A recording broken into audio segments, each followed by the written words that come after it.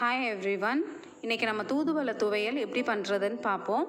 சின்ன குழந்தைங்க இருக்கிற வீட்டில் இந்த செடி கண்டிப்பாக இருக்கணும். இது ஒரு தொட்டியில் விதை போட்டிங்கன்னா போதும், ஈஸியாக வளர்ந்துடும். மெயின்டெனன்ஸ்னு பார்த்தா ஒன்றுமே இல்லைங்க. தண்ணி ஊற்றுனா போதும், வாரம் ஒரு முறை நிறைய இலைகள் கொடுக்கும். இதை கட் பண்ணும்போது கவனமாக கட் பண்ணுங்க, நிறைய முள் இருக்கும். இது செடியாகவும் வளரும், கொடியாகவும் வளருங்க.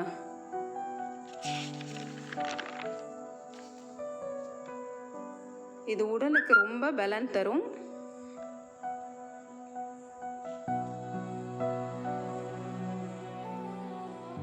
தேவையான பொருட்கள்: உளுந்து, தூதுவளை இலை, தேங்காய், இஞ்சி, உப்பு. இப்போ ஒரு கடாயில் எண்ணெய் ஊற்றிக்கோங்க.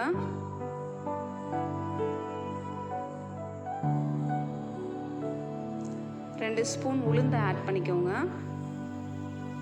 உளுந்தை நல்லா வறுத்துக்கலாம், செவக்க வறுக்கணும்.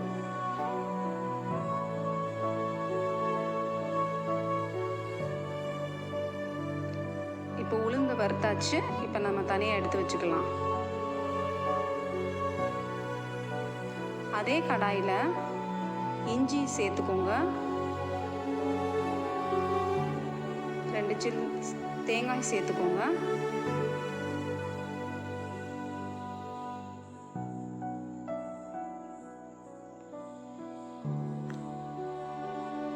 இப்போ நல்லா வதக்கி விடுங்க. இஞ்சி காரத்துக்காண்டி ஆட் பண்ணியிருக்கோம். உங்களுக்கு காரம் பத்தலைன்னா 1/2 ஸ்பூன் மிளகு ஆட் பண்ணிக்கோங்க. இதை கொஞ்சம் பொறுமையாக வதக்கிக்கோங்க. இப்போ நம்ம வாஷ் பண்ணி வச்சுருக்க இலைகளை ஆட் பண்ணிக்கலாம். சளி, வறட்டிருமல், ஆஸ்துமா, தைராய்டு பிரச்சனை இருக்கிறவங்களுக்கு இது ரொம்ப நல்லதுங்க. இதோட இலை, தண்டு, வேர், பூ, பழம் எல்லாமே பயன்படுத்தலாம். காசநோய் இருக்கிறவங்க, சுவாச மண்டல கோளாறு இருக்கிறவங்க, மூச்சு திணறல் எல்லாம் இருக்கிறவங்க கண்டிப்பாக சாப்பிடணும். நல்ல பலன் தரும்.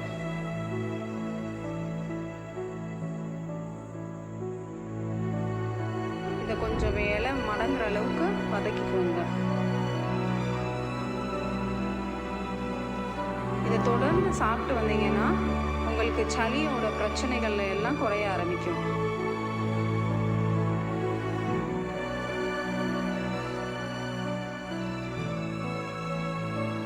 நல்லா வதங்கிருச்சு.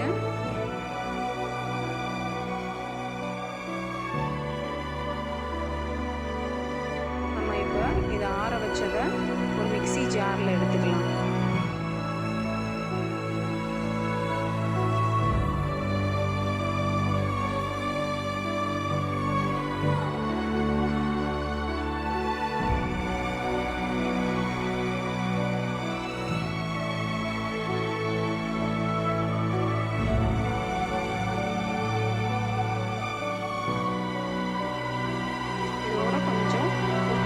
புளியும் சேர்த்துக்கோங்க.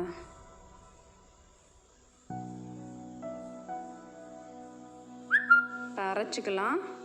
அரைச்சி எடுத்த விழுது இப்படி தான் இருக்கும். இந்த கன்சிஸ்டன்சியில் இருந்தால் போதும், ரொம்ப தண்ணி விட்டு அரைக்கக்கூடாது. தூதுவளை துவையல் இப்போ ரெடி. இட்லி, தோசை, ரைஸ்க்கு நம்ம சேர்த்து சாப்பிடலாம். சாம்பார் சாதத்துக்கு ரொம்ப நல்லாயிருக்கும். உங்கள் வீட்டில் ட்ரை பண்ணிவிட்டு கமெண்ட் பண்ணுங்கள்.